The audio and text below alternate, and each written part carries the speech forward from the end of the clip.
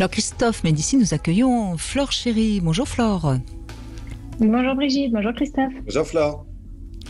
Alors vous allez nous parler de cutting ou de cuffing, pardon. Qu'est-ce que c'est que ça de encore? cuffing.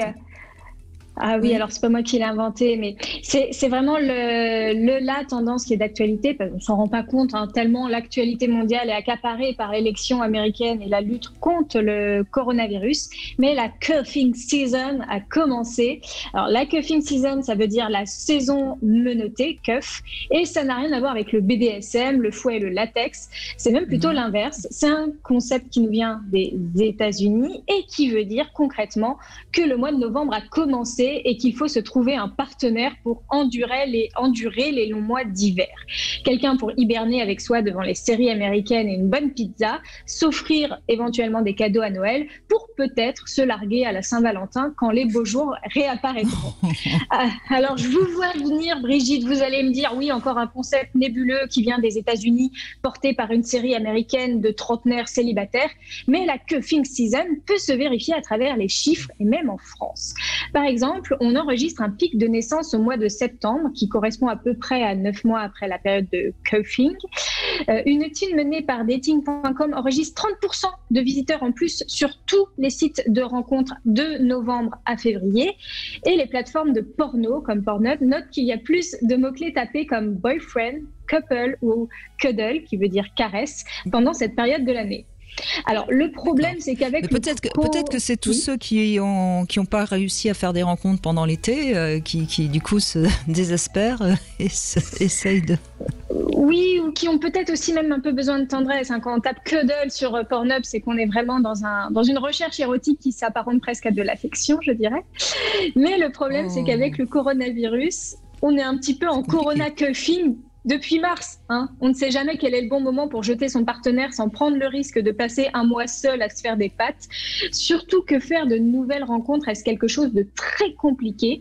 Selon un sondage IFOP mené en juillet 2020, donc au déconfinement, une majorité de célibataires considèrent qu'il est plus difficile de faire de nouvelles rencontres aujourd'hui qu'avant. Le papillonnage a même perdu de sa superbe. 82% des femmes et 82% des hommes et 96% des femmes célibataires cherchent quelqu'un de stable plutôt que de multiplier les partenaires sexuels. On évite de plus en plus les lieux où on se fréquente par peur d'être contaminé. 41% de femmes concèdent même ne pas avoir fait l'amour avec quelqu'un qui leur plaisait par crainte de propagation du virus. L'affection, les câlins et le long terme, et si c'est un sondage IFOP, l'affection, les câlins et le long terme sont-ils les grandes valeurs gagnantes du confinement ? Mais non, mais ça c'est une excuse. J'y crois pas. Non, j'y crois pas. Moi, je suis d'accord avec Flore. Chez les hommes, c'est 28%. Il y a une autre chose sur laquelle, si je peux me permettre, Flore, je suis d'accord avec vous. C'est vrai qu'il y a de plus en plus de difficultés à faire de vraies rencontres sur Internet, sur les sites Internet, par rapport à avant. Je dirais que maintenant, les sites Internet ont grosso modo 20 ans. Et ce que je remarque, moi, et même en ayant pratiqué certaines fois, c'est qu'il y a de plus en plus ce qu'on appelle la culture du ghosting, ghost, fantomé. Ce qui est incroyable, c'est avant, les échanges allaient et continuaient un peu, vous voyez Brigitte. Maintenant, on se ghost, mais à une vitesse mais qui est incroyable. C'est incroyable. Flore, je connais les expressions. Oui. Mais oui, mais c'est incroyable. Et elle a raison, Flore. Je pense qu'il est de plus en plus difficile même de déboucher sur une rencontre amoureuse, ou en tout cas de rencontres qui débouchent sur quelque chose qui pourrait être jouable sur les sites Internet. Là-dessus, c'est vrai. Alors, non, mais c'est pas possible. Ça fait presque une femme sur deux qui évite de faire l'amour avec un homme qui lui plaît. C'est bien ce que vous avez dit. C'est avec un homme qui lui plaît. Encore avec un homme qui lui plaît en période de coronavirus. Vraiment, je précise, je circonscris. Et pour rejoindre ce que disait Monsieur Médicis, qui est assez intéressant, c'est oui, on se ghostait aussi beaucoup avant et on s'envoyait des messages très rapides sur les sites de rencontres. Si tu réponds pas, hop, je te gosse, je passe à autre chose.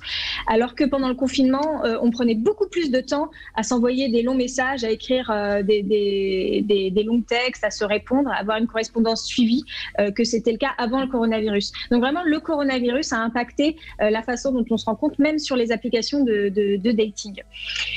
Donc, j'en reviens à mes valeurs qui sont l'affection, les câlins et le long terme, qui sont donc les grandes valeurs gagnantes pour moi et selon les sondages du confinement. Un retour aux valeurs d'antan, donc à la monogamie, aux femmes qui se retiennent de coucher avec le premier inconnu, accompagnées d'un masque quand on sort dans la rue et d'un soin tout particulier porté sur nos aînés. On dirait presque que le coronavirus est une nouvelle religion qui vient nous remettre dans le droit chemin, pauvre petite brebis égarée. La Covid-19 a même fait fermer nos églises pour mieux imposer son rayonnement.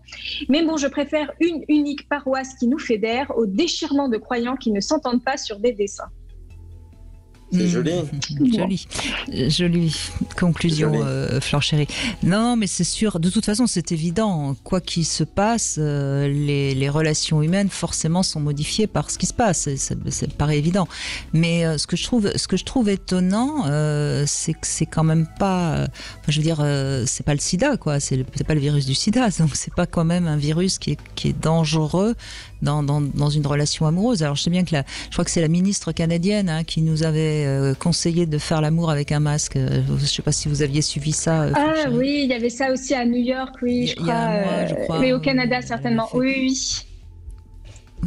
Vous aviez suivi ça, non, Christophe ? Oui, j'ai suivi ça, mais la peur est partout, l'angoisse est partout. On nous demande à la fois de rester chez nous et en même temps de sortir. Il y a une ambivalence, une ambiguïté incroyable. Il y a 15 millions de célibes sur 45 millions d'adultes en France, donc il y a vraiment un désir de relations. D'ailleurs, Flore, vous le savez, le nombre de gens inscrits sur les sites et les applis, c'est monumental.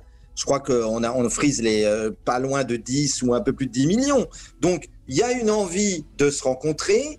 Après, Brigitte, c'est vrai que les gens ont peur de faire l'amour. Les inconnus qui se rencontrent ont peur de faire l'amour. Certainement que c'est lié à la raison, Flore, à cette période du corona. Oui, je l'entends bien. De toute façon, les chiffres que nous donne Flore Chéri sont toujours des chiffres vérifiés. Elle ne nous dit pas n'importe quoi. Je lui fais totalement confiance. Et alors, ce qui est intéressant, c'est des instituts de sondage. Ça reste des instituts de sondage. Oui, mais enfin, c'est toujours un sondage. C'est fait quand même de manière assez stricte. Non, mais ce qui est intéressant, c'est que vous parlez bien de tendresse. C'est-à-dire qu'on pourrait dire, à ce moment-là, les gens se jettent sur les jouets intimes ou sur où les hommes se masturbent. Mais non, en fait, on recherche plus de tendresse.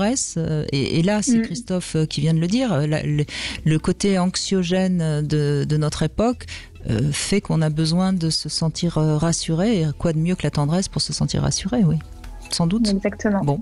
C'était d'ailleurs ce qui manquait le plus aux Français pendant la période de confinement. Il y avait le fait de faire la fête, la tendresse et après le sexe. Ça venait vraiment en troisième sur l'échelle. Donc la tendresse avant le sexe. Bon, c'est peut-être quand même finalement plutôt sympathique d'entendre ça. Flore Chéri, merci beaucoup. En tout cas, je rappelle que vous travaillez également sur union.fr et sur le site mysuitefantasy.com, même si ça ne doit pas être simple pour l'instant de travailler sur ce site on est fermé. Réaliser les fantasmes des voilà. autres. Vous aussi ? Oui, malheureusement. C'est bien dommage. Bon, enfin bref, c'est comme ça. Merci Flore Chéri. Merci. Bravo Flore. Merci. On continue. Merci.